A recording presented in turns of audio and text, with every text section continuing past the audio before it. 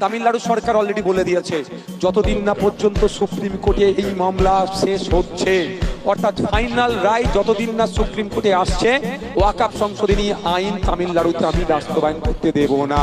ও হচ্ছে বাপের বেটা, ও হচ্ছে বাপের বেটা, স্যালুট জানানো দরকার।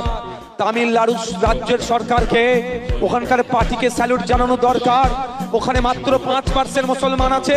আপনি হয়তো ভাববেন মুসলমানদের ভোট নেওয়ার জন্য তামিলনাড়ু সরকারের কাজ করেছে, এটা নয়। সংবিধানকে বাঁচানোর জন্য তামিলনাড়ু সরকার এই সিদ্ধান্ত নিয়েছে যে ইউনিয়ন অফ স্টেট, জমি জায়গার বিষয়টা স্টেটের ম্যাটার।